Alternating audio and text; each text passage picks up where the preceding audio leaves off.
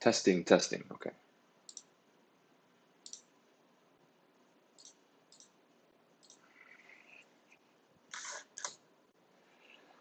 All right, guys. Good morning. Good morning. Welcome aboard to the Morning Note. My name is Carlos Garcia, founder and CEO of G.A.R Capital. I apologize for being a little late this morning, a couple of minutes. I had to adjust the screen for the OBS software. It wasn't zooming in completely. But good morning, everybody. It is Monday, May 23rd, 2022. Just a reminder, next week is Memorial Day weekend. No markets on Monday. So enjoy your long weekend. I will remind you again this week, but just a heads up. No trading on Monday since the market is closed. Enjoy your weekend. Bottom right-hand corner of your screen, little white logo. Click on that, turn on notifications, subscribe to our channel. Make sure to hit that like button, like our videos. Appreciate it. As always, let's rock and roll. The Dow futures are up 308 points, up 1%. NASDAQ up 0.55. S&P up 0.92%. Russell up 1%. Crude oil up 0.75%, 111 a barrel. Gasoline futures are flat, $3.68 a barrel. 1852 an ounce for gold is up 0.56%. Silver up 1.27%. I do have some silver calls. Euro dollar for my Forex people, 106.49 up 90 pips. Dollar yen is down 8 pips, 127.80. Bitcoin starting to run here. Nice, up 3%, 3.66%, 30,030, 330 for futures, 2,060 for Ethereum, up 4.86%. Nice to see some green this morning. Taking a look at yields. Yields are up 2.841%. The dollar, big move, down 79 cents, 102.35, down 0.78%. The VIX, down 0.78% at 29.20, sub 30. That's good. Okay. Got some news came in on Twitter. Not on Twitter, the stock, but news for the day. Nothing really crazy. The big one, Broadcom, AVGO is the ticker, reportedly in talks, advanced talks to acquire VMware.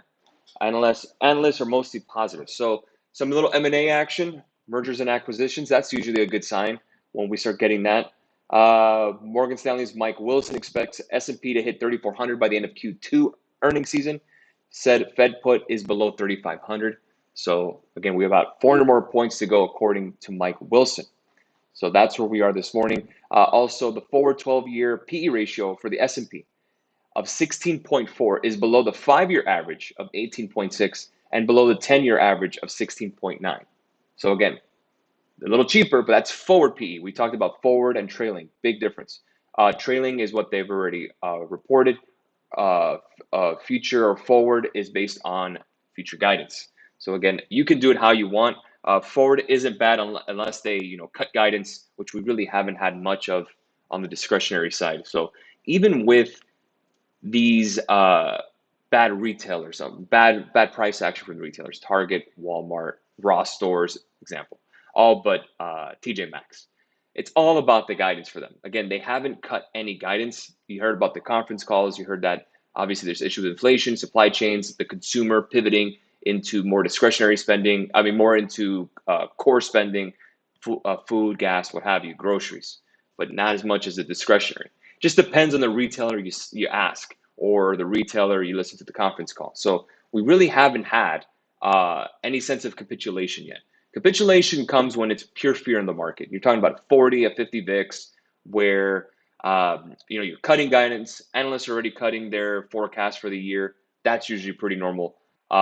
The only thing, the really big shoe to drop, if you think about it, obviously we talked about the consumer. Apple's big. Apple is a still consumer discretionary company. If you start seeing them kind of slide off in terms of their earnings, that's a big red sign. Housing values have not fallen. So again, they're still elevated. If those start coming down, that's a first step of a capitulation. So am I bullish on today? I'm bullish for the week, absolutely. But in terms of the market itself, like did we hit a bottom? I don't think so. Here's a couple of charts to look at. See the yellow lines? Those were previous resistance and support lines. We've been using those for a while. Remember, we had that neckline at 39.50. I sent a note to our G.A.R Capital blog on Discord. 39.50, that's your break. That's the level you're looking for, 39.50 to the upside. The only issue is we have a gap to fill at 39.05. So you could see it right there. We did gap up. It's kind of blocked by the moving averages. So again, if you need some screen time and you want to practice your gaps. All it takes is one little line and an alert to give you that. So we're going to put a line here, 39.05. Our yellow line there is our gap fill, and we can place an alert. So let's go ahead and do that. We'll go create a custom alert. 39.05 at or below, that is our gap fill. I expect us to fill that today. Unless we start getting a push higher, then fine. But really, I really want to get this gap fill first. So I don't want to go run and buy at the open. I don't want to do that, or buy calls and go long. I want this gap to fill, bounce above 39.50, and then we have 39.63, 39.71 as your resistance for your moving averages. We should break above that. By the end of the week, I do expect a nice bull run this week. I think we get minimum 40, 43. We'll break above that. But really the key level for me, before we start talking about anything bullish or anything about regarding a bottom or reversal of any kind, and again, bear market rallies are extremely normal. Some of the biggest stock market green days were during a bear market. Keep in mind. So 4101. Remember, that was the Russian invasion lows months ago. We broke below that. That's where we need to get above before we can start having any kind of really good conversation regarding a bottom or even continuation to the upside. So we still need to get out of this. We haven't been out of this since May 6th. It is now May 23rd. Do we get a chance and opportunity to get there? If we get to 4,300, how about this? 4,300, May turns green. May turns green. How about that? So that's the big level to get where you need to go. Let's see if I have another alert. Yeah, exactly. 4101 is the big one. But again, 39.50 is our first one. See if we break to the upside. I want to fill this gap first, get to 40, 43. That's resistance. We broke above that once. If we can break above that again, 4101, then it gets interesting. Now, do you consider this a double bottom? This is what we had. We broke below it, so we're not going to count that. So what is the next level down? What do we need to do in order to continue down? Well, I want to go by the gap fill here. I want to go by the lows. If we retest and break the lows, then I want to go ahead and short. So let's put an alert at 38.56 for some more downside. You have as much as 3,800 to go by. A little bit of room for my future traders, for SPY traders, what have you. That's where we are in terms of the market. Again, I'm excited. I like it. I like that we're getting some moves to the upside, yes, but nothing has changed as of yet. Let's wait first. Take a look at yields and see what 10-year yields are telling us. Look at the 10-year yields consistently coming down. That's pretty good so far, right? We'll go to a daily chart to really give us a little bit of context. And really the level that we're looking at is 25.75. That's really the level we're looking at. If we can get below 2.6, that's very strong for the market. But again, we're kind of going downwards. Pretty nice. You can see that inverse correlation with the S&P and yields in a sense. We're getting some downward trend. That's good. 28.9 will be, or 2.9% will be your resistance. Let's see if we hold on to that. We'll go to the dollar and see where we are. Well, how about this? Head and shoulders. Remember we talked about that. That's a bearish trend or a bearish setup.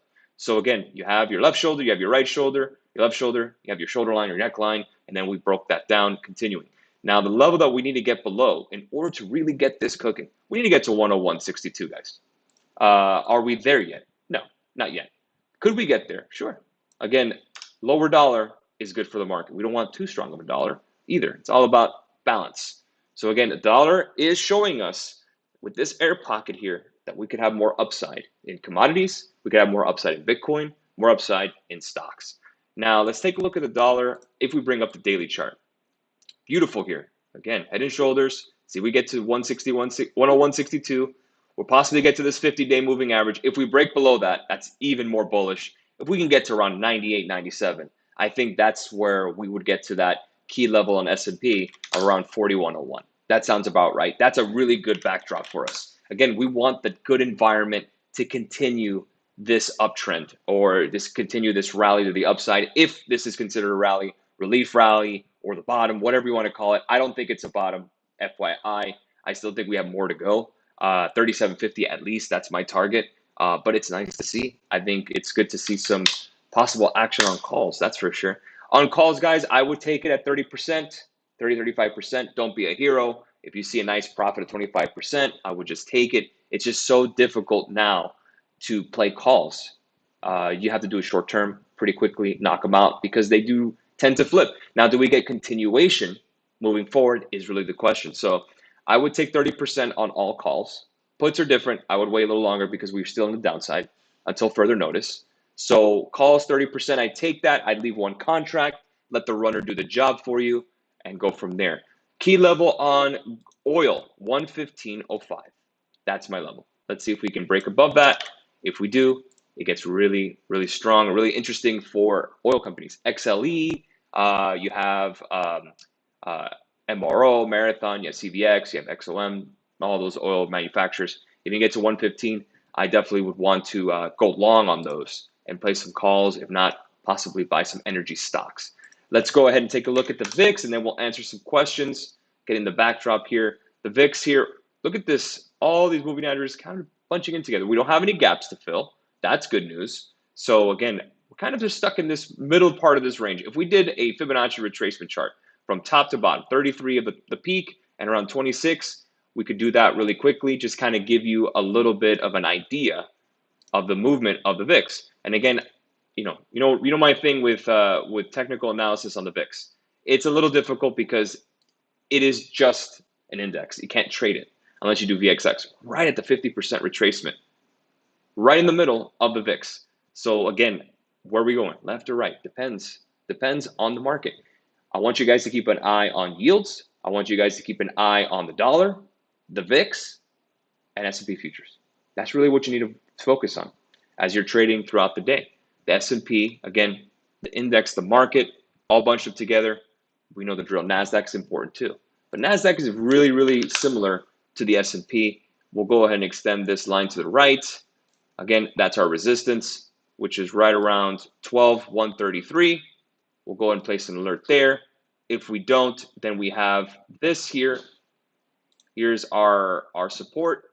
We'll go to 11,705. If that breaks, I'm shorting. For those who are QQQ traders, very simple. You just kind of plug it into the other side on futures. You go to below 284.94. Then I would target 280s for puts if that's the case. But as of right now, we still need to get above 295.78 before we do anything meaningful with Qs. In regards to SPY, it's a very similar setup. So again, we could draw some drawing tools. We could just draw here, right around 395. Let me get a next level there, 395, that's my break. We'll go ahead and draw another drawing here, which is our support. Remember that double bottom that we talked about? We break that double bottom, I'm definitely want to go into puts. So that's what I'm looking for. But again, here's your levels on SPY, 395, 385. $10 of a range is what you're looking for. So that's where we are this morning. Again, nice to see some green. I like it. Who doesn't like seeing their portfolio green? But again, let's not get too excited. Let's be tactical. Listen, if we go straight to the moon, I'm with it. I'm not going to complain. But again, we're just going to wait it out. Esteban is asking, what do you think about Amazon price will do after a stock split? Let's take a look at Amazon. Amazon has been doing a whole lot of nothing. Again, it's a consumer discretionary. We know the other retailers have been taking a hit. So again, it's really based on the fact that what's next in terms of the market? Does Amazon go with tech, or does Amazon stick with consumer staples or consumer discretionary? That's the different thing. How do we price Amazon? Are we pricing it based on AWS, based on retail, based on logistics? So again, Amazon is a behemoth and you have to price it correctly. Would I want to go long on Amazon? There's a nice gap to fill, 2307. That could definitely fill. Keep an eye on that, Esteban. Carmen's asking, good morning. Thoughts on AMD for calls or puts? I love me some AMD. Need to get above 94.10, Carmen, before we do anything with calls. If you want to do puts, really $90 is your short side. So you can definitely put an alert there, and then you could target around 86. So AMD has been okay lately. Obviously, we had some nice push. We've been trading it lately, but a tough one all around. Remember, NVIDIA reports this week. AMD is going to move with it. So those calls and puts, the IV, implied volatility, is going to be elevated. It's going to cost you more. Looking at Tesla here this morning. Tesla is down in a green futures market. Scary, I know, for all Tesla investors. Now the question is, how much more do we have to go? Well, let's go and bring up a 3-week. That can give us a little more range. I have an alert here at 554.50. That sounds about right, but mind your gaps. There's a gap at 244. That's split adjusted, obviously. 244 on the weekly. Don't be surprised. We can get there. We can fill that gap and come back up. So again, mind those gaps. Let's put an alert there at what, 246, 247. But again, you need to hold right above 556. Right here was really the apex of the breakout. But again, a retest of the earnings breakout from last April would be around 550, 560. Not a bad place to add. If you get to around 248 with this kind of value, with this kind of earnings growth, that's very cheap. But again, in terms of PE, they're still pretty expensive. Thoughts on NVIDIA on Wednesday? I love NVIDIA, but this market, the issue with NVIDIA, you have to understand, guys, if or anyone who has earnings, unless you're knocking it out of the park, they're selling it. So you have to be extremely careful. Unless you think NVIDIA absolutely crushed it, I would be careful. But I own shares. Morning, Carlos, thoughts on Apple this week for a breakout on Friday. Let's take a look at Apple. I definitely like Apple. We went over that. Nick went over that on the video, the weekend video with the team. I've been learned at 140, 137.31 for the breakdown. We're still relatively close, but again, 134 could definitely be something in the cards if we break 137. Austin's asking, should we factor in how much the money the government has pumped into the economy cause the dollar to fall with the market? Well, the dollar hasn't fallen because look at, well, the dollar's fallen now, but look, guys, the dollar has been absolutely on fire lately. So take a look at that. You're talking about from 90 in 2020 to around 105. That's a big move in terms of the market. Last time we had something even similar to that was in 2014 when we went from 80 to 100. In 2014, kind of stabilized, spiked in 2017, came back down in 2018, and been kind of sticking around this here. So again, in comparison to the basket of other currencies, the dollar is still king. And that hasn't changed, regardless of how much we spent or how much we printed. That's just a fact. You could see it here. I mean, we're not near all-time highs or near highs of 2001 of 121, but again, 105, we were there. That's pretty big. That's pretty big. So the dollar needs to get a little weaker to help the macro environment for us bulls or people that want to go long. If you're a bear, you want the dollar to continue to soar. All right, guys, we'll leave it there. Have a great rest of your morning. We'll catch you guys in the afternoon for the afternoon note or aftermarket recap, excuse me. And we'll catch you guys then, 5 p.m. Cheers.